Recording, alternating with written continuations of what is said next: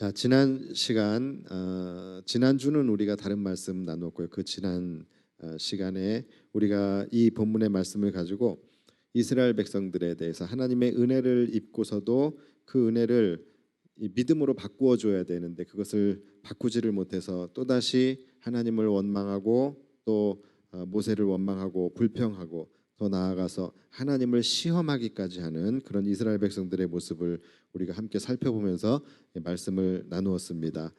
자, 이들이 왜 그렇게 큰 은혜를 입고 또 많은 은혜를 입어놓고서도 왜 똑같은 상황에서 똑같은 이유로 하나님을 원망했던 것일까요? 그 이유는 제가 여러분들에게 계속 말씀드렸듯이 이들이 받은 은혜가 있죠. 또 직접 보고 직접 경험한 그런 은혜들이 있는데 그 은혜들을 자신의 믿음으로 지난 말씀드렸던 것처럼 이 안에서 은혜를 내 안에 받았을 때 그것이 그 안에서 영적 화학 반응을 일으켜서 믿음으로 바뀌어져야 되는데 이것을 믿음으로 바꾸어내지 못했기 때문이다라고 말씀을 드렸습니다. 여러분 받은 은혜가 있다고 한다면 앞으로도 마찬가지예요. 여러분들이 받은 은혜가 있다면은 그 은혜를 그냥 내가 누리고 버려버리면 안 돼요. 그것이 아니라 반드시 이것을 내 안에서 나의 믿음으로 바꾸어내야 하는 것입니다. 그래야지만 우리가 다음에도 또 비슷한 상황이 되었을 때, 같은 상황이 왔을 때에 절망하지 않고 낙심하지 않고 또 하나님을 원망하지 않고 그 믿음으로 하나님이 하실 일, 하나님의 은혜를 우리가 기대하고 소망할 수 있게 되는 것입니다. 그리고 그런 은혜의 삶, 은혜가 믿음으로 되어지고 그 믿음을 따라서 믿음의 능력으로 살아가는 삶, 이러한 삶이 우리의 삶에 계속 반복될수록 우리의 믿음이 더욱더 강건해지는 거예요. 강건해지고 또 선명해지게 됩니다. 우리가 믿음이라는 것은 보이지 않는 것이라고 알고 있죠. 믿음은 보이지 않는 것들의 실상이요. 그러니까 지금 이 믿음이라는 것이 우리에게 얼만큼의 확신이 있는지 이것이 보이지 않고 또 때로는 거울에 보는 것과 같이 희미하게 그렇게 느껴질 때가 있는데 여러분 사실 그렇지 않습니다. 믿음만큼 선명한 것이 없어요. 우리가 하나님의 은혜를 믿음으로 담고 그 믿음을 따라 살아가는 삶이 계속 반복되면 반복되어질수록 그 믿음에 대한 확신, 이 믿음이라는 것은 굉장히 눈에 보일 정도로 선명해지게 됩니다. 우린 여기까지 나아가야 하는 거예요. 자, 이렇게 지난 시간에는 어리석은 이스라엘 백성들에 대한 반응을 우리가 함께 나누었고요. 오늘은 이들에 대한 하나님의 반응을 함께 살펴보면서 은혜를 나누려고 합니다. 자, 이스라엘 백성들은 물이 없다라는 그 이유로 모세를 원망하고 이것 때문에 모세랑 심하게 다퉜습니다. 근데 아마 굉장히 좀 심하게 다툰 것 같아요. 이들이 하는 말은 늘 똑같아요. 지겹지도 않은지 맨날 같은 말만 합니다. 왜 우리를 애굽에서 끌어냈냐라는 거예요. 왜 당신이 어찌하여 애굽에서 잘 살고 있는 우리를 인도해내서 우리를 이곳에서 목말라 죽게 하느냐라는 것이죠. 이러면서 모세와 다투는데 좀 크게 다퉜던 것 같아요. 그래서 모세가 쪼르륵 하나님한테 달려가서 일러버립니다. 이스라엘 백성들을 일러요. 그래서 하나님, 이 백성을 내가 어찌해야 하겠습니까? 지금 이들의 컨디션을 보자 하니까 지금 조만간 나를 돌로 칠 것 같습니다. 이렇게 이야기를 하는 거예요. 자, 여러분들이 하나님의 입장이라고 한다면 여러분들은 어떻게 반응하시겠어요? 여기서 그렇게 많은 은혜, 그렇게 많은 기적을 보여주는데도 불구하고 이들은 허구한 날 걸핏하면 원망만 하고 있는 이들을 여러분들이 만약에 하나님이라면 어떻게 하시겠습니까? 저 같으면은 이들을 그냥 그대로 떠가지고서 다시 애굽에다 갖다 놓을 것 같아요. 그럴 정도로 괘씸하잖아요. 자, 그런데 하나님의 반응을 보니까 참으로 놀랍습니다. 우리 하나님은 이들을 책망하지 않으세요. 그리고 이번에도 이들에게 은혜를 주십니다. 하나님은 이들의 이 믿음 없음 이것에도 불구하고 모세에게 반석을 쳐서 물을 내도록 하시는 거예요. 자, 그런데 여러분 하나님이 모세에게 이때에 뭐라고 말씀을 하시는지 이 부분을 우리가 좀 주목해 볼 필요가 있어요. 오늘 본문 5절을 보면은 하나님이 모세에게 말씀을 하십니다. 여호와께서 모세에게 이르시되 백성 앞을 지나서 이스라엘 장로들을 데리고 나일강을 치던 내 지팡이를 손에 잡고 가라. 사실 이 말씀의 골자는 굉장히 간단해요. 너 지팡이 잡고 가라라는 거예요. 지팡이 잡고 가라라는 건데 얼핏 들으면 마치 필요 없는 수식어들이 너무 많이 중간중간에 붙은 것 같아요. 이스라엘 백성들을 지나서 가고 장로들을 데리고 가고 그리고 또 뭘 손에 들고 가라 그랬어요? 지팡이를 손에 들고 가라 그랬어요. 근데 지팡이도 그냥 지팡이라고 이야기하지 않고 뭐라고 말씀하세요? 나일강을 치던 내 지팡이를 손에 잡고 가라 이렇게 말씀을 하세요. 굳이 지팡이 앞에 나일강을 쳐서 피로 물들게 했던 그 지팡이라는 수식어를 하나님이 붙이셨던 이유가 뭘까요? 바로 이 말씀 안에 하나님께서 그들을 책망하지는 않으셨지만 이들에게 주시는 분명한 메시지가 이 말씀 안에 담겨져 있었던 거예요. 바로 지난날에 너희가 보았던 나일강을 피로 물들게 했던 그 지팡이, 그때로부터 시작해서 계속해서 너희들에게 나타내 보이시고 또 베풀어 주셨던 그 모든 은혜들, 이 지팡이를 통하여 베풀어 줬던 모든 기적들, 이 지팡이로 홍해를 가르시고 그 이후에 하나님이 너희에게 지금까지 보여주셨던 그 모든 기적과 은혜들을 기억하라는 하나님의 메시지예요. 그 지팡이를 보고서 기억하라는 거예요. 그것을 기억하고 그것을 너희의 믿음으로 이제는 바꿔야 하지 않겠느냐라는 하나님의 메시지였던 거예요. 여러분, 그래서 은혜가 공중에서 휘발되는 것이 아니에요. 은혜는 반드시 기억으로 나아가야 하고 그 기억은 믿음으로 나아가야 하는 것입니다. 자, 그런데 여기서 굉장히 중요한 것이 있어요. 하나님이 왜 이스라엘 백성들의 이 끝도 없는 원망 속에서도 진노하지 않으시고 그들이 원망하면 원망하는 대로 투덜대면은 투덜대는 대로 하나님이 그냥 묵묵히 이들의 필요를 채워주고 계셨을까요? 이 전장인 16장에도 보면은 이들이 똑같이 또 하나님을 원망해요. 불평하고 막 그렇습니다. 그럴 때에도 하나님은 진노하지 않으시고 이들을 책망하지 않으시고 이들에게 만나를 주시고 메추라기를 내려주셔요. 왜 그런 것일까요? 오히려 모세가 화가 나죠. 오히려 모세가 막 열이 받아가지고서 너희가 왜 하나님을 원망하느냐, 너희가 지금 하나님을 원망하는 것이 지금 무슨 짓인 줄 아느냐, 이거를 4번 5번 계속 반복해서 얘기해. 그러니까 본인이 막 이 분을 참지 못하는 거예요. 그래서 하나님이 만나를 내려주시고 메추라기를 내려주심에도 불구하고 그 이야기를 하면서도 너희가 왜 하나님을 원망하느냐 막 이렇게 계속 이야기를 합니다. 자, 그런데 왜 정작 그 원망을 받고 계시는 하나님, 이 하나님은 아무 말도 안 하시는 것일까요?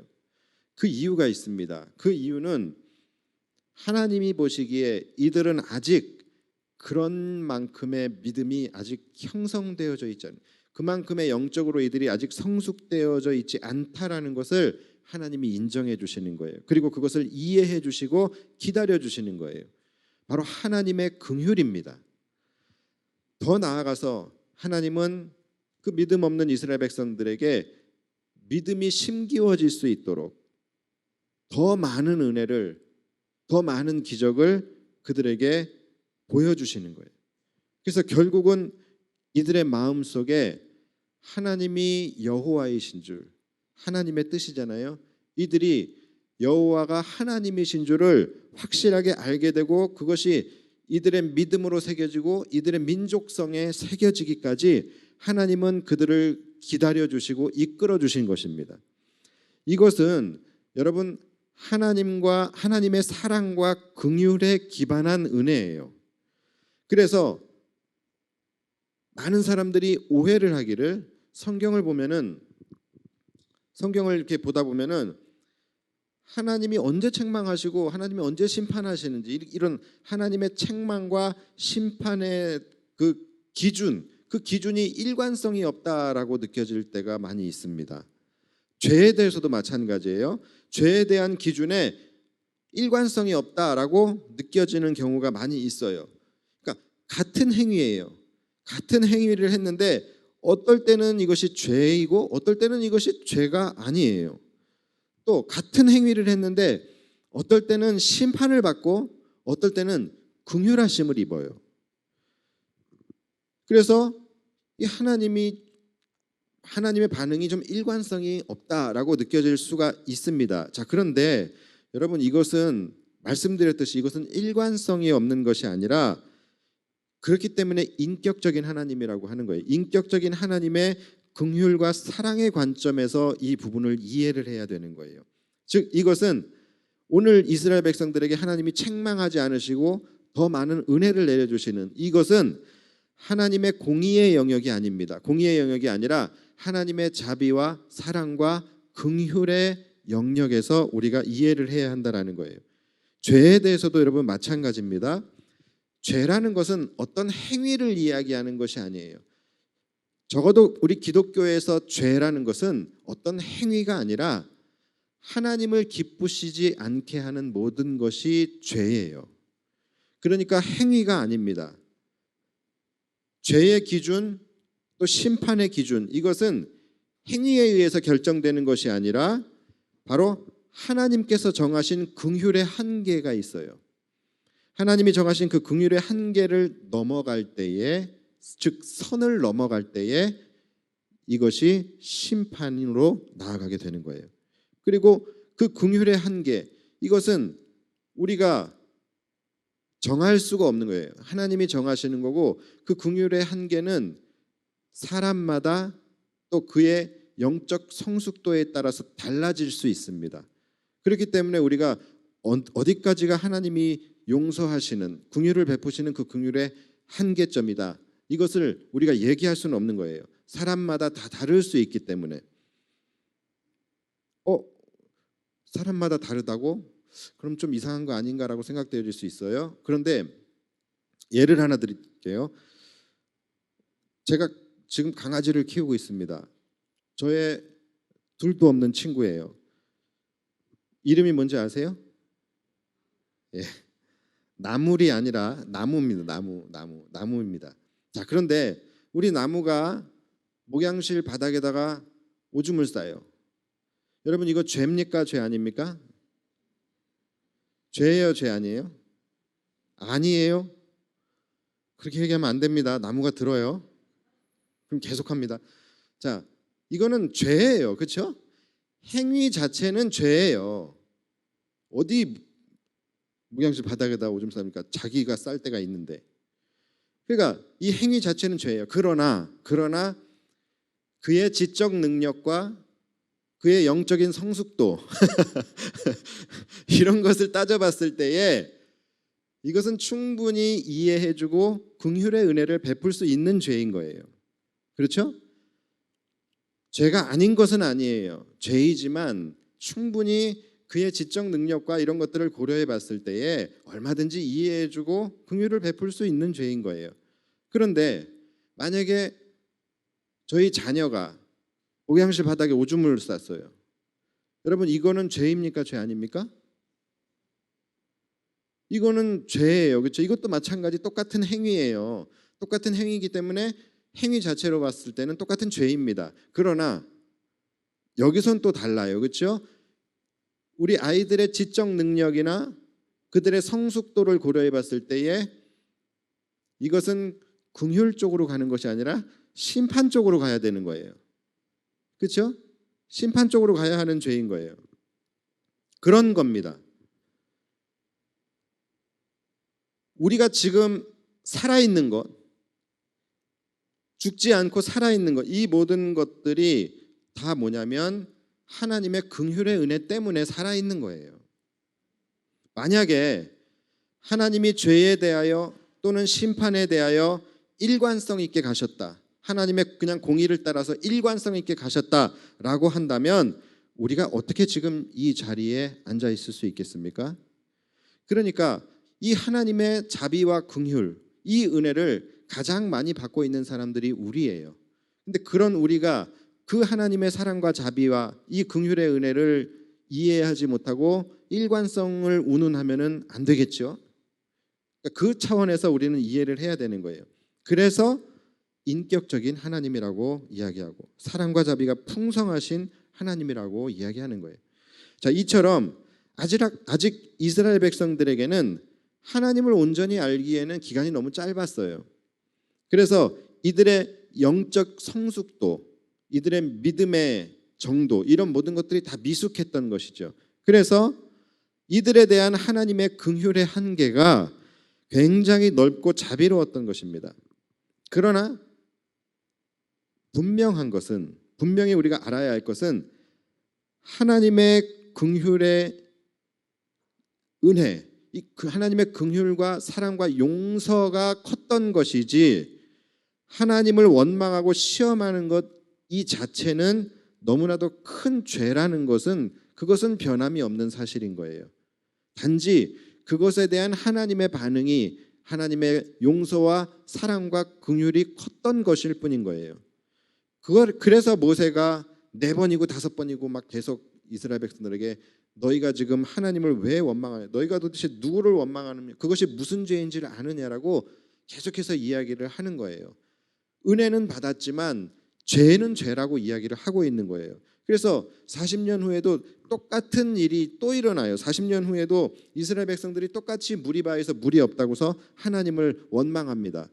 근데 그때는 지금과는 달라야 되는 거예요. 그때는 이미 이들 안에 영적인 성숙도도 올라가 있어야 할 때인데, 그런데도 불구하고 이들이 또 물이 없다고서 하나님을 원망하니까 모세가 여기서는 막 터져버리죠. 그래가지고서 막 반석을 2번 내리쳐갖고 막 하나님한테 혼나고 막 그러지 않습니까?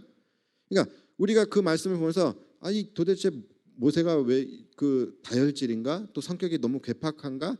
이렇게 생각되어지지만 그게 아니라 모세는 지금 그만큼 화가 날 이유가 있었던 거예요. 이들이 지금은 그래서는 안 되는 상황인데 지금도 그러고 있으니까 그랬던 것이죠. 그러니까 이 메커니즘을, 죄에 대한, 심판에 대한 메커니즘을 여러분들이 잘 이해를 하셔야 돼요.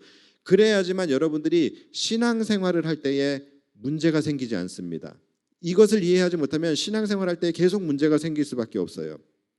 여러분, 초신자들과 중직자들은 분명히 기준이 다릅니다. 그것을 아셔야 돼요. 초신자들은 아직 하나님을 안 지 얼마 안 된 상황이기 때문에 하나님을 아직 온전히 알지 못해요. 그리고 영적으로도 미성숙합니다. 그렇기 때문에 신앙생활을 할 때에 실수도 많이 할 수 있어요. 이전에 살아왔던 그 삶의 정서, 이런 것들이 자기의 신앙생활 속에 많이 들어갈 수 있어요. 그래서 예배를 드림에도 불구하고 이것에 대한 굉장히 주술적인 의미를 부여하는 그런 초신자들도 많이 있고요. 그래서 이런 그 초신자들은 조금만 낙심해도 막 넘어지고 막 타협하고, 조금만 고난이 와도 하나님을 원망하고 신앙이 막 흔들리고 막 그렇습니다. 그런데 그래도 하나님은 그들을 긍휼히 여겨주세요. 그들을 책망하시기보다는 그들 안에 하나님을 향한 믿음이 더욱더 깊이 뿌리 내릴 수 있도록, 그 믿음이 새겨질 수 있도록 더 하나님의 은혜를 보여주시고 그들에게 하나님을 알게 하는 데에 더 많은 비중을 두십니다. 그래서 선교지에 기적이 많이 일어나는 거예요. 선교지에 하나님의 놀라운 역사들이 많이 일어나고 죄가 많은 곳에 은혜가 더한다라는 것이 바로 이런 부분입니다.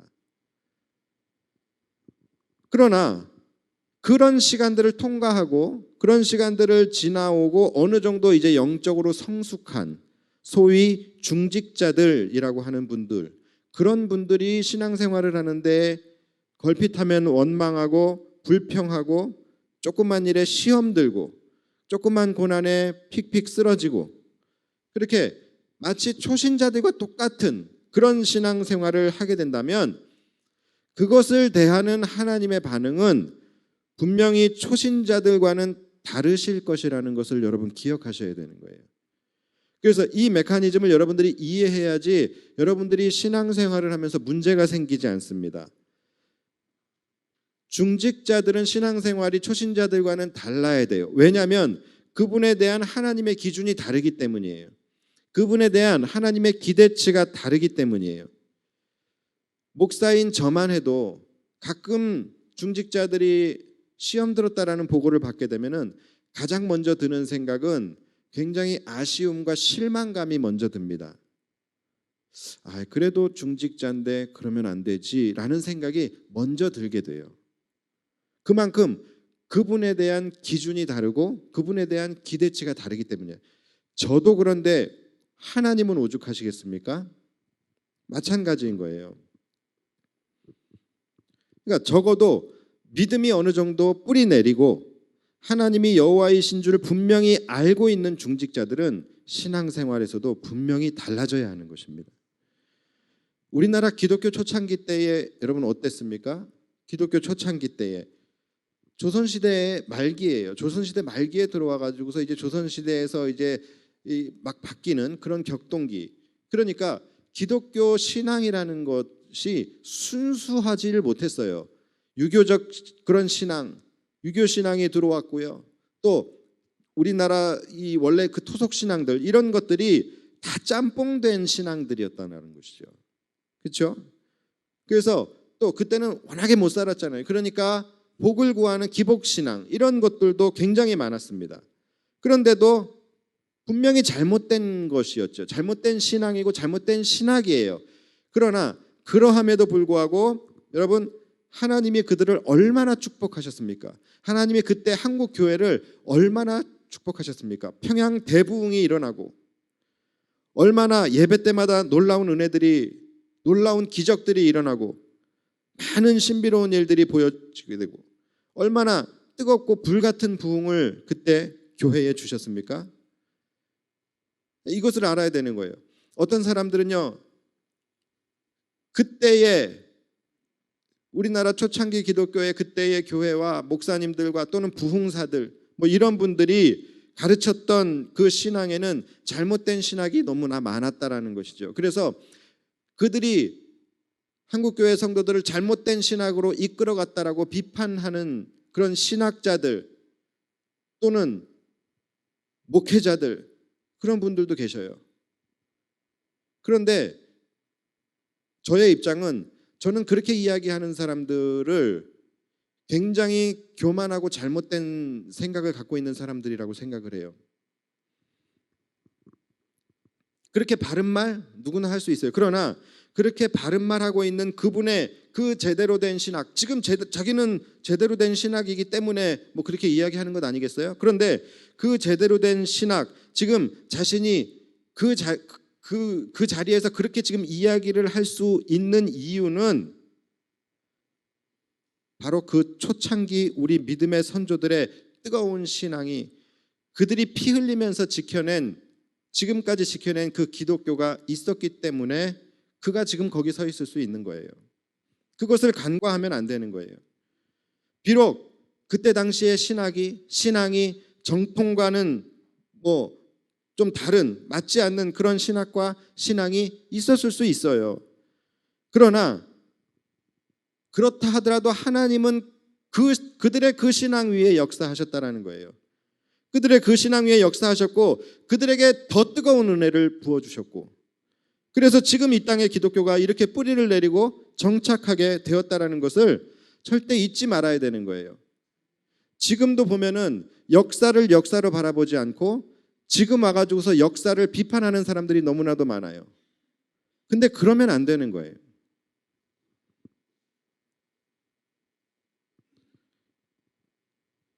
여기서 더 나아가서 우리는 지금 이제 우리는 기독교가 뿌리를 내리고 또 올바른 신학이 어느 정도 지금 정립이 되어져 있는 상태 아닙니까?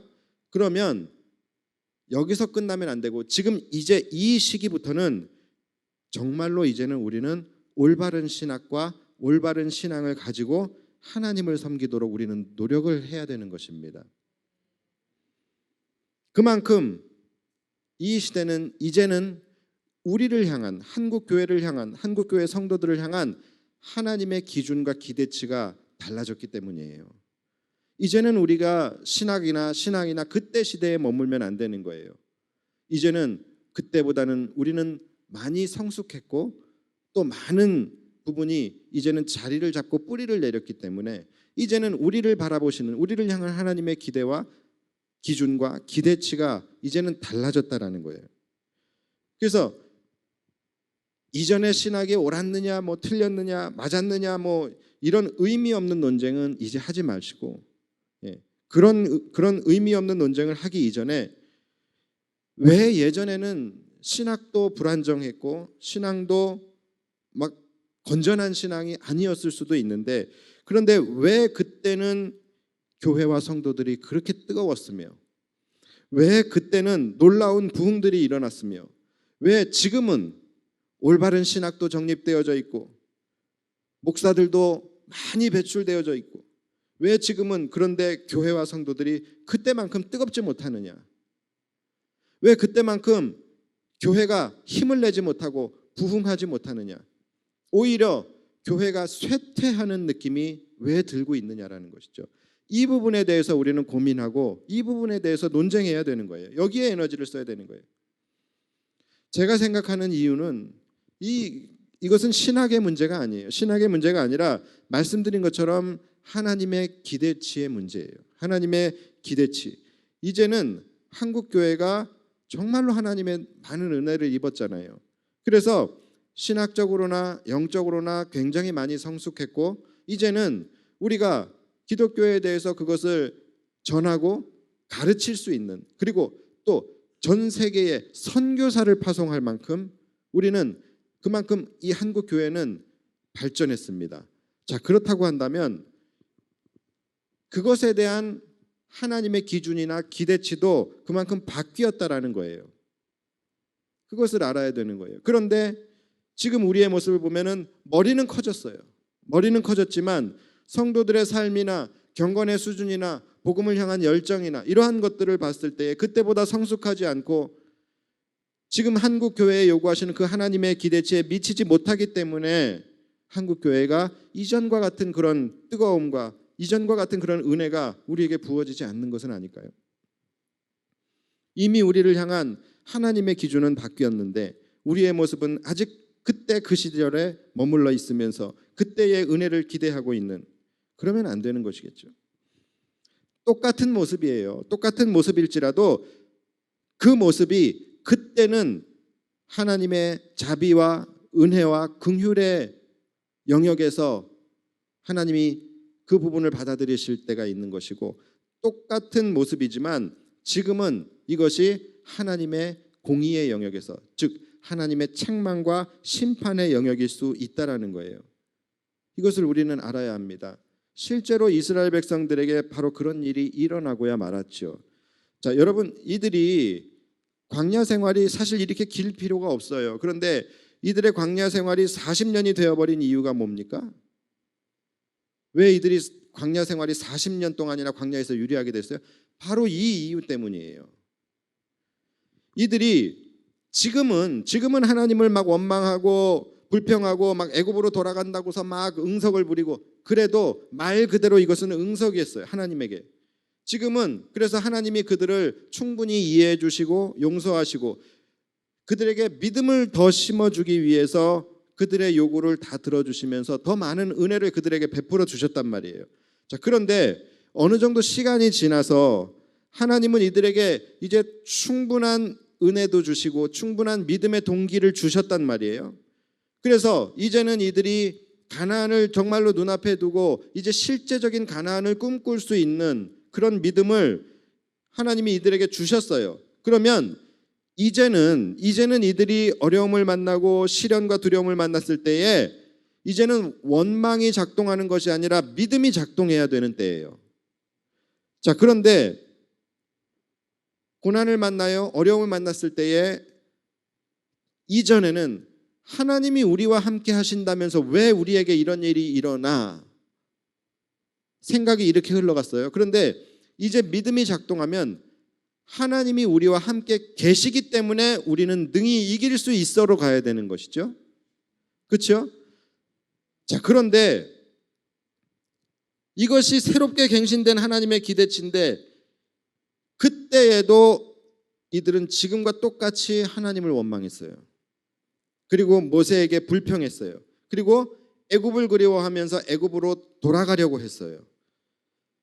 이들의 행위 자체는 출애굽기와 전혀 다른 게 없어요. 그렇죠? 지금까지 우리가 나눴던 이스라엘 백성들의 모습과 행위 자체는 지금과 똑같은 행위예요. 그런데 그때 그때는 하나님이 용서하지 않으셨어요.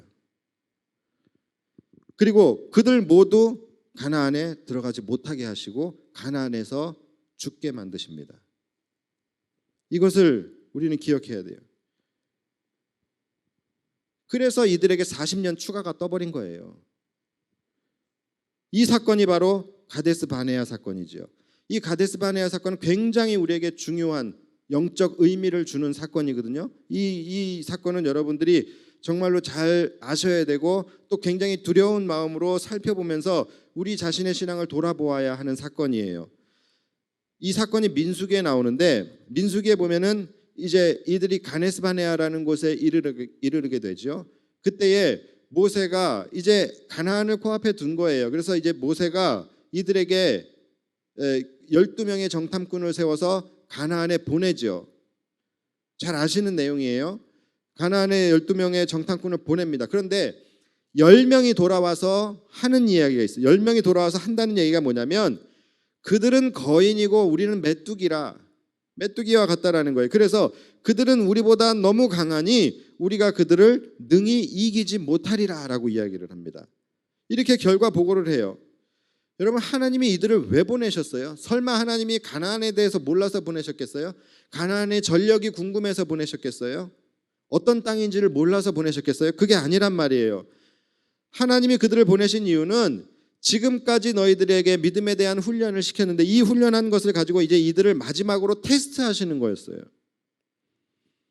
하나님은 수많은 기적과 은혜를 보여주시면서 그들의 믿음이 이제는 확신 있는 믿음으로 나아가도록 하나님의 자비와 긍휼의 영역에서 지금까지 기다려 주셨거든요. 이제는 때가 되었고 그래서 이들의 마음 가운데 이제는 어떤 환경을 만나도 하나님만 함께 하시면 능히 이길 수 있다라는 이 믿음이 이들의 민족성에 또 이들의 마음속에 정말 믿음으로 굳게 새겨져 있는지 이것을 테스트하기 위해서 이들을 보내셨던 거예요. 그런데 이들은 끝까지 달라진 것이 없었던 거예요. 환경에 압도되고 환경에 지배를 받고 그래서 딱 가서 보고 나서 야, 그들은 정말로 거인족들이고 우리는 메뚜기와 같아서 우리는 그들을 이길 수 없다라고 했고 또 그것을 들은 백성들도 역시 시종일관 똑같은 반응을 합니다. 뭡니까? 원망과 불평과 체념이에요. 백성들이 그 이야기를 듣고 뭐라 그랬는지 제가 그대로 읽어드릴게요. 민수기 14장 2절을 보면은 이들의 보고를 듣고 이스라엘 백성들이 뭐라 그러냐면 이스라엘 자손이 다 모세와 아론을 원망하며 온 회중이 그들에게 이르되 우리가 애굽 땅에서 죽었거나 이 광야에서 죽었으면 좋았을 것을 어찌하여 여호와가 우리를 그 땅으로 인도하여 칼에 쓰러지게 하려 하는가? 우리 처자가 사로잡히리니 애굽으로 돌아가는 것이 낫지 아니하랴. 이에 서로 말하되 우리가 한 지휘관을 세우고 애굽으로 돌아가자 하매. 요만큼도 달라질 게 없어요. 마치 지금 민수기를 읽은 건데 마치 출애굽기를 읽는 것과 같은 그런 착각을 할 정도로 이들은 아무것도 바뀐 것이 없어요. 이들은 그렇게 많은 은혜를 받은 가운데서도 단 한 번도 애굽을 마음속에서 지운 적이 없었던 거예요. 늘 무슨 일만 생기면 비교 대상은 애굽이었고 애굽으로의 회귀를 이들은 늘 생각했던 거예요. 애굽에서 먹었던 고기가 그립고 애굽에서 살았던 삶이 지금보다 나았다라는 거예요. 여러분, 바로 이것이 문제입니다. 우리 안에도요, 우리 안에서 믿음이 계속해서 성숙하지 못하고 믿음이 자라나지 못하는 그 이유가 바로 이거예요. 우리도 날마다 하나님의 은혜를 잊고 살아요. 그 하나님의 은혜를 잊고 살지만 우리도 우리 마음속에 애굽을 지우지 못하고 사는 거예요. 이전에 살았던 죄악된 삶, 죄의 노예로 살았던 삶, 우리의 정욕, 우리의 탐심, 우리의 쾌락, 이러한 것들을 우리의 마음속에서 지우지 않는 거예요. 계속 한켠에 담아두고 있는 거예요. 그래서 걸핏하면 이걸 소환하는 것이죠. 이들이 걸핏하면 애굽과 비교하고 걸핏하면 애굽을 소환해 버리잖아요. 마찬가지 이런 것들을 소환하는 거예요. 죄의 달콤함을 그리워하고 조금만 어려움이 찾아오고 조금만 고난이 찾아와도 그때가 지금보다 나았다라고 생각하면서 그때로 돌아가려고 하는 것입니다. 그러니까 이들은 늘 애굽을 여차하면 내가 돌아갈 수 있는 곳으로, 이들의 마음 한켠에 애굽의 자리를 항상 마련해 놓고 살았다라는 거예요. 그래서 하나님의 은혜가 부어질 때는 소환하지 않아요. 왜냐하면 하나님의 은혜가 보여줄 땐 그 자체로도 너무 좋으니까, 기쁘고 행복하니까. 그러니까 그때는 하나님을 찬양하고 마치 하나님을 경외하는 것 같은, 하나님의 백성인 것 같은 모습을 보여요. 그러나 그런 상황이 안 될 때에, 조금만 어려움과 고난이 찾아올 때는 바로 마음 한켠에 남겨두었던 그 애굽을 소환해 버리는 것입니다. 그때 먹었던 고기를 그리워하고, 그래서 그때로 돌아가자라는 거예요. 이들 안에서 이 애굽이라는 것을 지우지 않는 이상 이들의 믿음은 항상 제자리일 수밖에 없는 거예요. 우리도 마찬가지입니다. 우리 안에 각자의 애굽이 있는데 그 애굽을 우리가 지우지 않는 이상, 이것을 내쫓지 않는 이상, 이것을 죽이지 않는 이상은 우리의 믿음 역시 항상 10년을 20년을 신앙생활해도 제자리일 수밖에 없는 거예요. 언제든지 우리는 그걸 소환할 거거든요. 하나님이 어떻게 하십니까? 이번에는 하나님도 너무 화가 나신 거예요. 그래서 민수기 14장 11절을 보면 여호와께서 모세에게 이르시되 이 백성이 어느 때까지 나를 멸시하겠느냐? 내가 그들 중에 많은 이적을 행하였으나 어느 때까지 나를 믿지 않겠느냐? 이렇게 탄식을 하세요. 말씀드렸잖아요. 그동안 하나님이 왜 기다려 주신 거예요? 왜 긍휼을 베풀어 주신 거예요? 이들 안에 믿음을 주시려고, 믿음을 심기워 주시려고서 계속해서 은혜를 주신 거예요. 그런데 하나님 뭐라 그러세요? 내가 그들 중에 많은 이적을 행하였으나, 많은 은혜를 베풀었으나 어느 때까지 나를 믿지 않겠느냐? 이렇게 탄식하시잖아요. 그 은혜를 믿음으로 바꾸라고 주신 건데 이들이 바꾸지를 않은 거예요. 22절에서는 너희가 내 이적을 보고서도 10번이나 나를 시험했다라고 그렇게 말씀하세요. 그러면서 굉장히 무서운 말씀을 하세요. 너희가 이렇게 나에게 계속해서 원망과 불평만 하고 걸핏하면 애굽을 생각하며 애굽으로 돌아가겠다, 애굽에서 죽는 편이 낫겠다 이렇게 이야기하는데 내 귀에 들린 대로 내가 너희에게 행하리라라고 말씀하세요. 너무너무 무서운 말씀을 하시는 거예요. 이들이 뭐라고 불평했어요? 우리가 애굽 땅에서 죽었거나 이 광야에서 죽었으면 좋았을 것을, 맨날 이런 이야기만 했잖아요. 그러니까 하나님이 듣다 모세에게 이렇게 말씀하세요. 나를 원망하는 이 악한 회중에게 내가 어느 때까지 참으랴? 이스라엘 자손이 나를 향하여 원망하는 바 그 원망하는 말을 내가 들었노라. 그들에게 이르기를 여호와의 말씀에 내 삶을 두고 맹세하노라. 하나님이 이런 말 하신 적 보셨어요? 내가 내 삶을 두고 맹세하겠다. 내 삶을 두고 맹세하노라. 너희 말이 내 귀에 들린 대로 내가 너희에게 행하리니 너희 시체가 이 광야에 엎드러질 것이라. 이것이 하나님의 반응이에요. 이들에게 대한 하나님의 기준은 이제는 자비와 긍휼의 영역이 아닌 거예요. 이제는 뭡니까? 하나님의 공의의 영역으로 옮겨진 것입니다. 그래서 똑같은 행위였어요. 이스라엘 백성들 똑같은 행위였지만 이제는 이들에게 심판이 임하게 된 거예요. 그래서 이들은 결국은 한 사람도 빠짐없이 다 광야에서 죽게 되는 거예요. 가나안에 못 들어갔어요. 여러분 잘 들으셔야 합니다. 하나님이 우리에게 심어주시고자 했던 것은 너무나도 간단한 거예요. 믿음입니다. 믿음. 너희의 은혜를 너희의 믿음으로 바꾸라는 거예요. 그 믿음이 어떤 믿음입니까?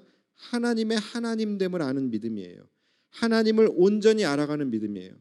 하나님이 나와 함께 하시면, 하나님이 나와 임마누엘 하시면 나는 두려울 게 없다라고 하는 그 믿음입니다.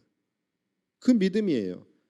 아무리 세상이 세상의 일을 해도 나는 나의 일을 한다면, 나의 일이 뭡니까? 바로 그 믿음을 붙잡는 거예요. 그러면 하나님은 하나님의 일을 하시겠다라는 거예요. 이 믿음, 하나님이 기대하신 것은 바로 이 믿음인데 이 믿음이 그들에게 없었던 것이죠. 근데 이 믿음을 가진 사람들이 아예 없진 않았죠. 있었죠. 누굽니까? 바로 여호수아와 갈렙이에요. 그들은 뭐라고 합니까? 그들도 12명이 본 것은 똑같아요.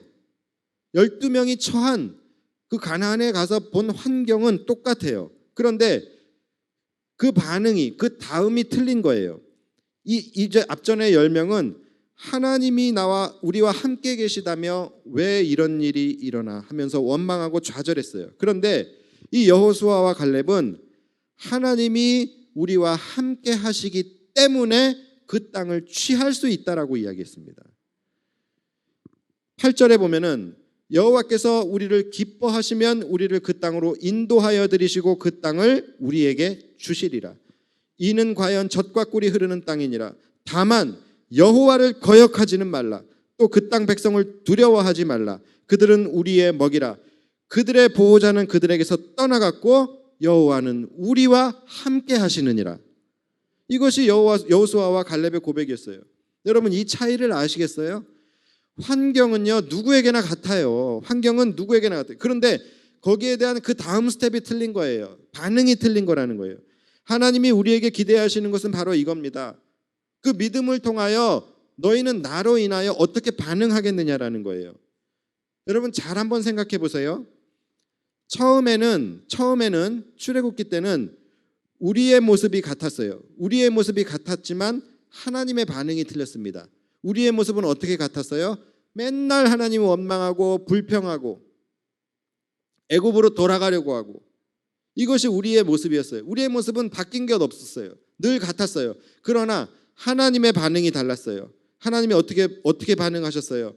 하나님이 우리를 믿어주시고 하나님이 우리를 긍휼과 사랑으로 끝까지 기다려 주셨다라는 거예요. 끝까지 은혜를 베풀어 주셨다라는 거예요. 자, 이제는 이것이 바뀌었어요. 이제는 반대가 되어야 되는 거예요. 이번에는 우리 차례입니다. 하나님이 우리에게 주시는 환경은 같아요.